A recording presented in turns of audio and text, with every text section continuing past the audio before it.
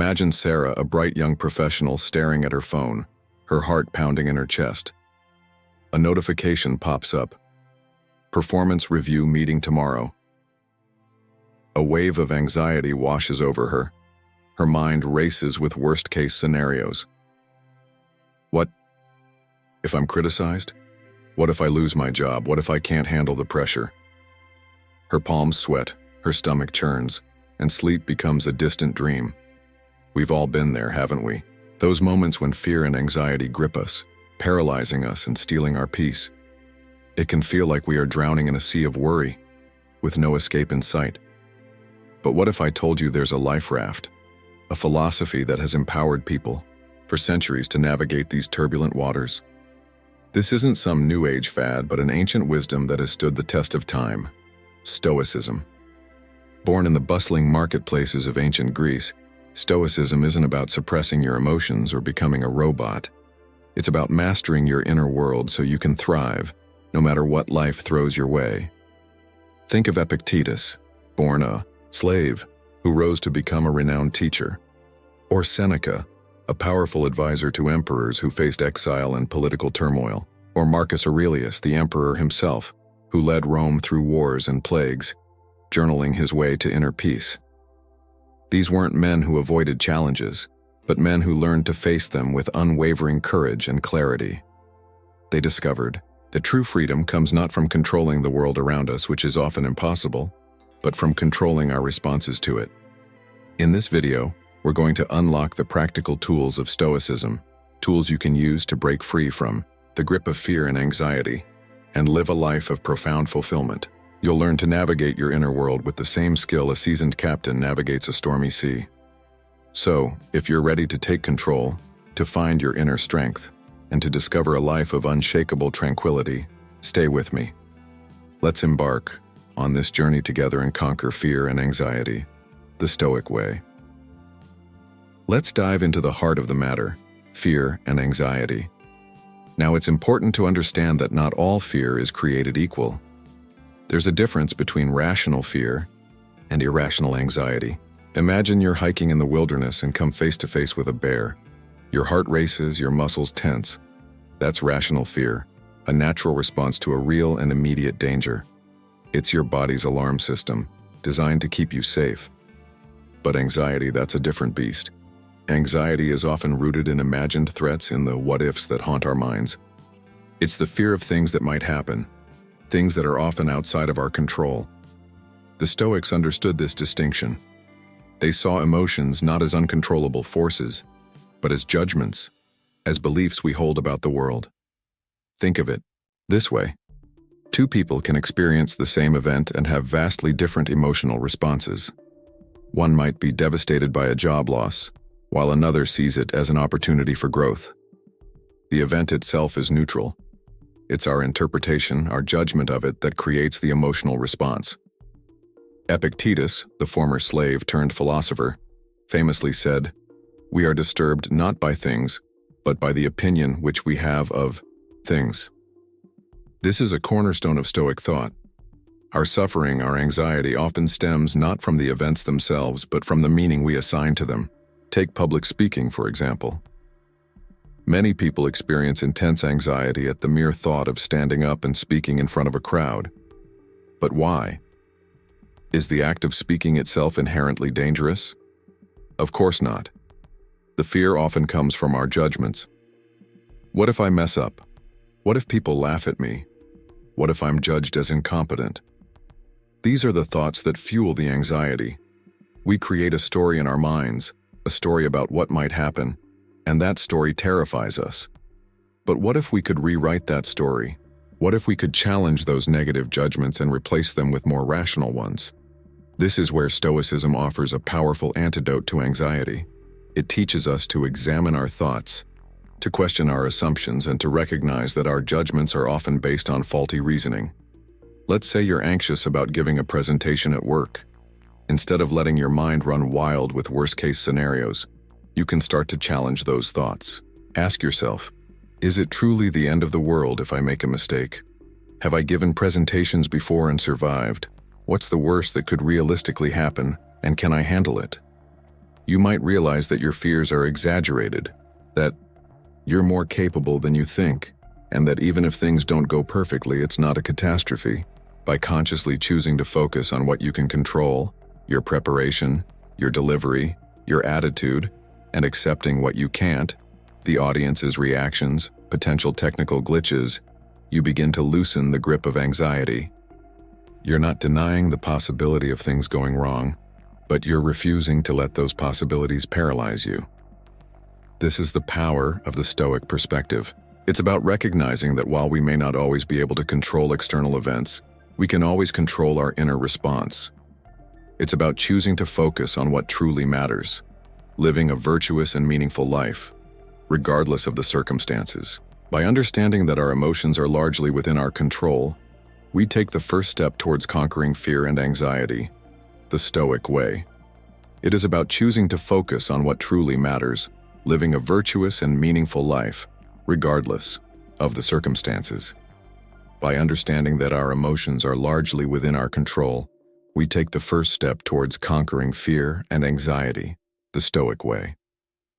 Now that we understand how our judgments fuel our fears, let's explore a powerful tool for liberation, the dichotomy of control.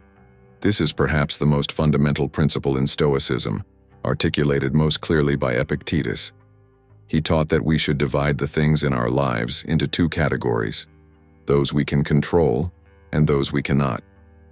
It sounds simple, but its implications are profound.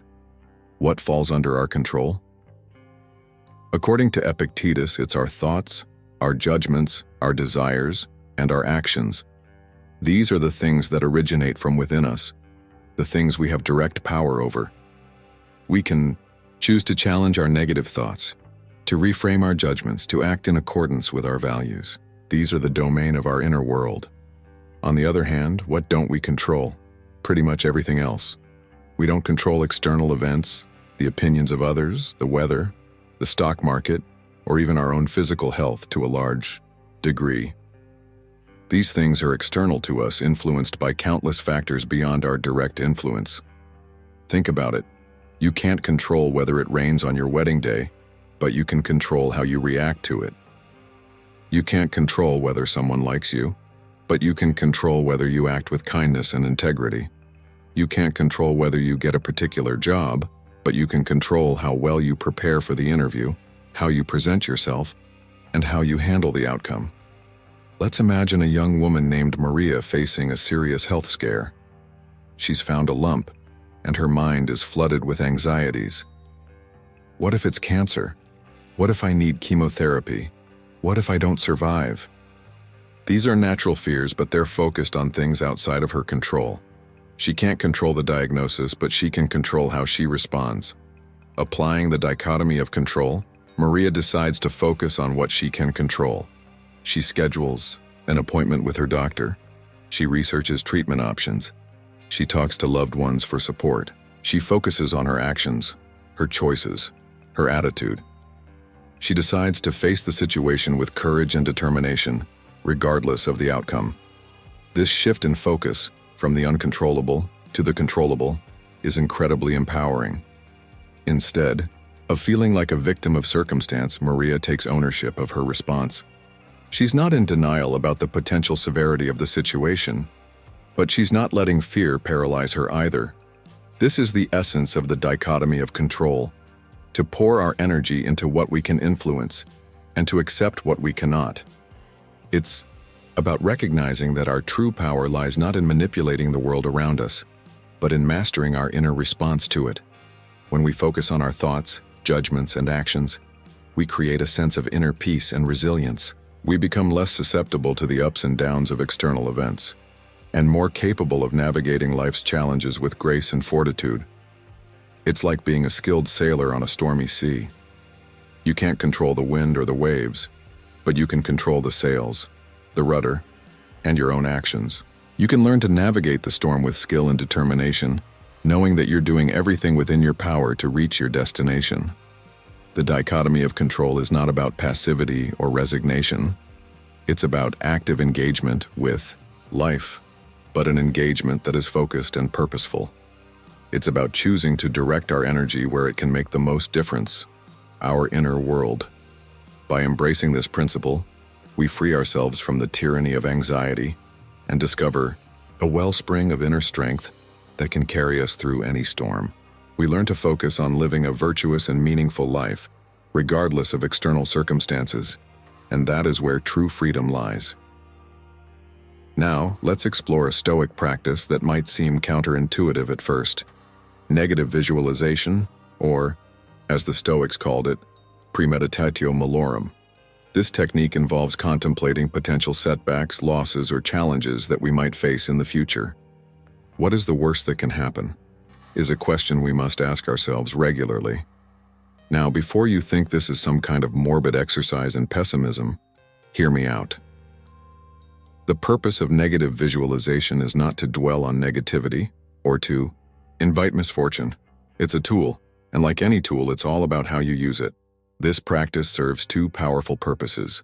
First, to reduce the sting of adversity when it does occur, and second, to cultivate a deeper appreciation for the present moment.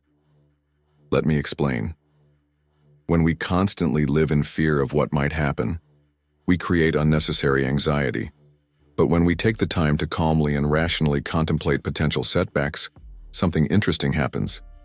We begin to realize that many of the things we fear are not as terrible as we imagine, or that we are more resilient than we give ourselves credit for.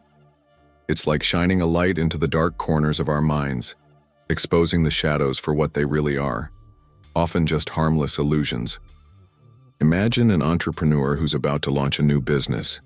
Instead of being paralyzed by the fear of failure, they practice negative visualization. They contemplate the possibility of the business not taking off as expected, of losing their investment, of having to go back to their old job. By facing these possibilities head-on, they realize that even if the worst-case scenario happens, their life wouldn't be over. They have skills, experience, and a support network. They can adapt and overcome. This realization doesn't make them reckless or careless. It makes them more courageous and focused. They're prepared for potential challenges, which allows them to pursue their goals with greater confidence. Or consider the story of a man who learns that his elderly mother is seriously ill.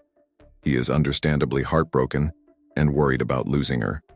Practicing premeditatio malorum, he begins to contemplate what life would be like without her. He imagines the pain of her absence, the things he would miss about her, the regrets he might have if he did not make the most of the time they have left.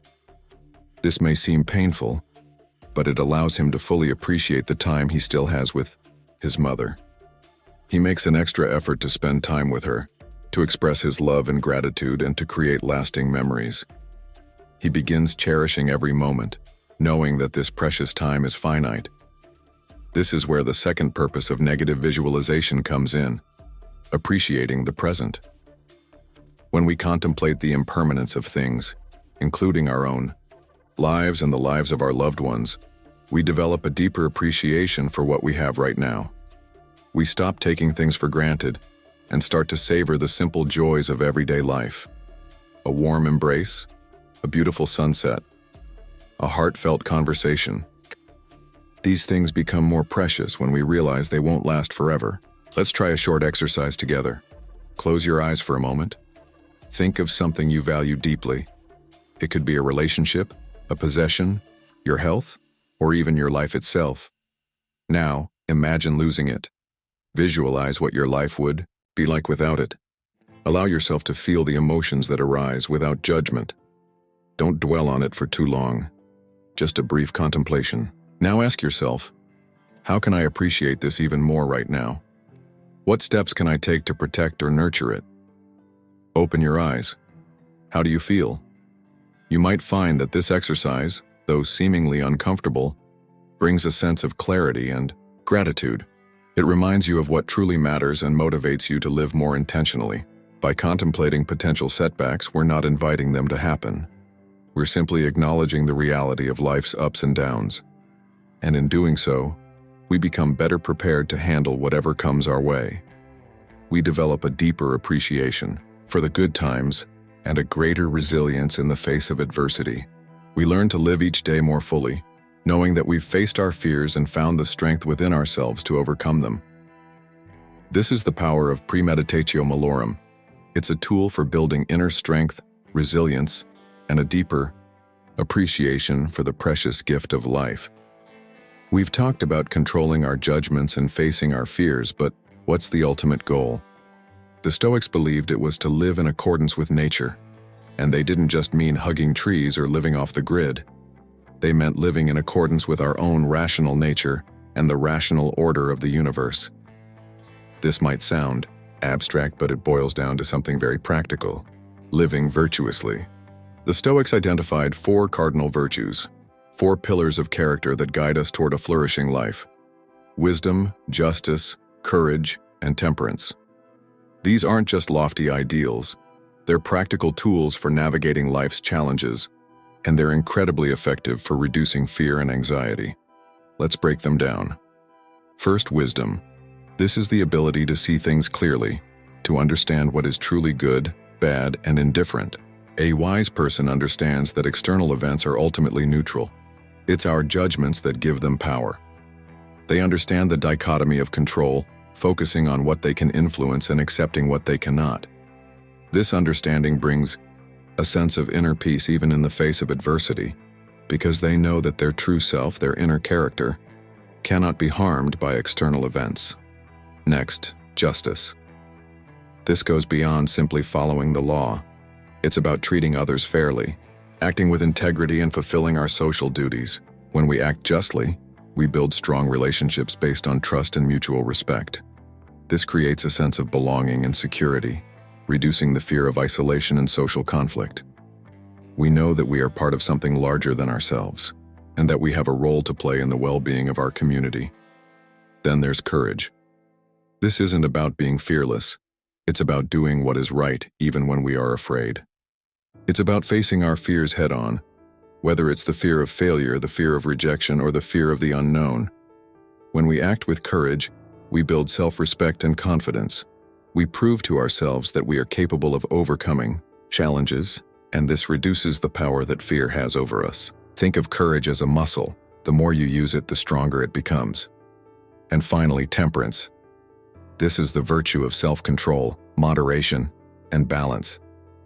It's about mastering our desires and impulses, rather than being enslaved by them. A temperate person is not driven by the pursuit of pleasure or the avoidance of pain. They find contentment in living a simple and virtuous life. This reduces anxiety because they're not constantly chasing after things they don't need, or running away from things that are ultimately indifferent. They are free from the tyranny of their own desires. Cultivating these virtues is like building a fortress around your inner self. When you live in accordance with wisdom, justice, courage, and temperance, you become less susceptible to the storms of life. You develop a deep sense of inner peace and resilience that is unshakable. Fear and anxiety lose their grip because you know that your true worth comes not from external circumstances, but from the strength of your character. You become like the wise old oak tree that stands firm amidst the fiercest storms, its roots deep and its branches strong. Consider the example of Nelson Mandela, who spent 27 years in prison for his fight against apartheid in South Africa. He faced unimaginable hardship, isolation, and the constant threat of violence. Yet he never lost sight of his principles. He embodied Stoic virtues throughout his imprisonment. He used his time in prison to further his education, demonstrating wisdom. He treated even his jailers with respect, showing justice. He never gave up hope or compromised his values, displaying immense courage. And he maintained his dignity and self-control, practicing temperance even in the face of extreme provocation. Mandela's unwavering commitment to virtue, even in the darkest of times, not only helped him endure his imprisonment but also inspired millions around the world. He emerged from prison not as a bitter and broken man, but as a symbol of hope, reconciliation, and the power of the human spirit to overcome adversity. His life is a testament to the power of living in accordance with nature, of cultivating virtue as a shield against fear and suffering. He showed that true freedom comes not from external circumstances but from within. By embodying these virtues in our own lives, we can follow in Mandela's footsteps. We may not face the same challenges that he did, but we all face our own battles. By cultivating wisdom, justice, courage, and temperance, we can navigate our personal storms with greater resilience, finding peace and fulfillment regardless of the circumstances. We can transform our inner world, and in doing so, transform our experience of the outer world as well.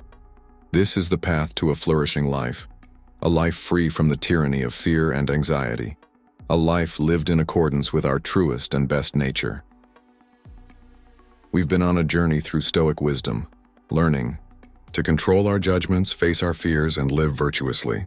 Now let's explore two powerful practices that can bring these principles to life: mindfulness and amor fati. Mindfulness is the practice of paying attention to the present moment without judgment. It's about observing our thoughts, emotions, and sensations as they arise without getting carried away by them. When we're mindful, we create a space between stimulus and response. Instead of reacting automatically to anxious thoughts, we can simply observe them, acknowledge them, and let them pass. It's like watching clouds drift across the sky. They come and go, but they don't define the sky itself. Similarly, our thoughts and emotions are transient events. They don't define who we are. In the context of dealing with anxiety, this is a game changer. Often, anxiety arises from our tendency to get caught up in our thoughts, to believe every story our minds create. We worry about the future, we ruminate about the past, and we lose touch with the present moment.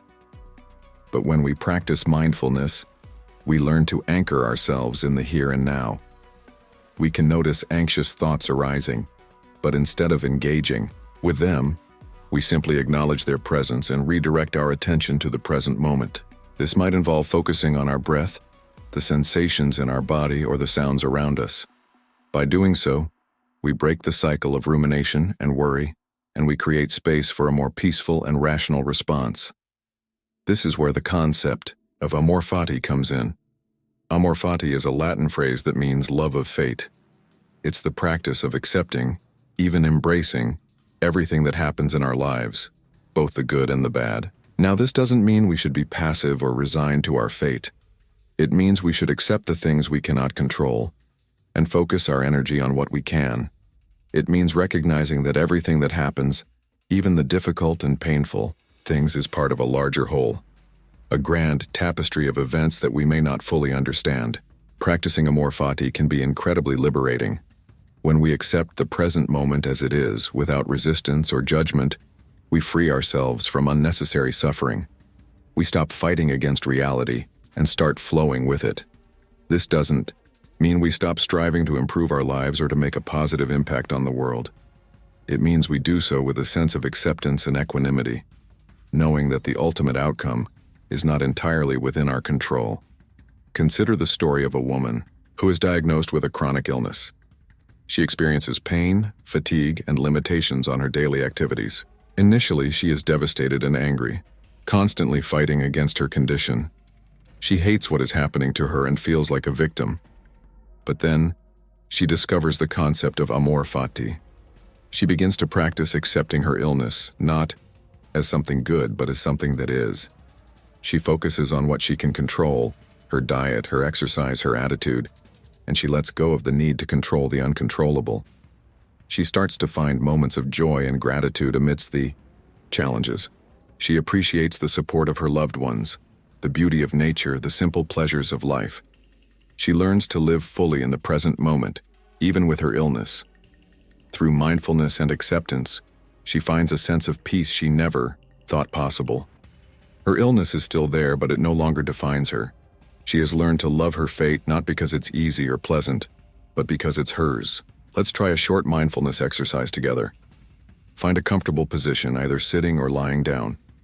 Close your eyes gently if you feel comfortable doing so. Bring your attention to your breath. Notice the natural rhythm of your inhales and exhales. There's no need to change your breath in any way. Just observe it as it is. As you continue to breathe, notice any thoughts, emotions, or sensations that arise. Acknowledge them without judgment, like clouds passing in the sky. Simply observe them and then gently redirect your attention back to your breath. If you find your mind wandering, that's okay. It's natural. Just gently guide it back to the present moment, back to your breath. Continue this practice for a few moments, allowing yourself to simply be, without striving or judging. Now take a deep breath, and as you exhale, open your eyes. You might find that even this brief practice brings a sense of calm and clarity. By practicing mindfulness regularly and cultivating an attitude of amor fati, we can learn to navigate life's challenges with greater ease and grace. We can find peace amidst the storms, knowing that we have the inner resources to weather any tempest. We can learn to accept the present moment in its entirety, embracing both the joys and the sorrows and finding meaning in the unfolding tapestry of our lives. This is the path to a truly fulfilling life, a life where we are not controlled by fear or anxiety, but where we are free to embrace whatever comes our way with courage, wisdom, and an open heart. And so, we've reached the end of our exploration into the Stoic path to conquering fear and anxiety. Let's take a moment to reflect on the wisdom we've uncovered. We began by understanding that much of our suffering stems not from external events themselves, but from our judgments about them. Remember the power of controlling our internal narrative, rather than trying to control the uncontrollable. We delved into the dichotomy of control, learning to focus our energy on our thoughts, actions, and judgments, while accepting the things beyond our influence. This is the key to inner peace and resilience. We confronted our fears head-on through the practice of negative visualization, realizing that often the worst-case scenarios are not as catastrophic as we imagine, and that we are more resilient than we think. We also learned that this practice can help us appreciate the present moment even more. We discovered the importance of living virtuously, cultivating the 4 cardinal virtues of wisdom, justice, courage, and temperance as a shield against the storms of life. Remember, a virtuous life provides a strong foundation, helping you weather any challenge. And finally, we embraced the power of mindfulness and amor fati, learning to anchor ourselves in the present moment and to accept our fate with an open heart. These principles are not just abstract ideas, they are practical tools you can use every single day. Start small. Begin by simply observing your thoughts and emotions without judgment. Practice the dichotomy of control in everyday situations. When faced with a challenge, ask yourself, what's within my control here? Try a few minutes of mindfulness each day, focusing on your breath or the sensations in your body. Contemplate the virtues and how you can embody them in your interactions with others. And when things get tough, remember the spirit of amor fati. Embrace the present moment, learn from it, and keep moving forward. The path of Stoicism is a journey, not a destination. It requires consistent effort and practice, but the rewards are immeasurable. By embracing these principles, you can cultivate a sense of inner peace and resilience that will carry you through any storm. You'll discover that true freedom comes not from controlling the world around you, but from mastering your inner world. You'll learn to face your fears with courage, to live with purpose, and to find joy in the simple act of being. The power to conquer fear and anxiety lies within you. The wisdom of Stoicism is a powerful guide, but it's up to you to put it into practice. So go forth and embrace the journey. Live wisely, live courageously, and live fully.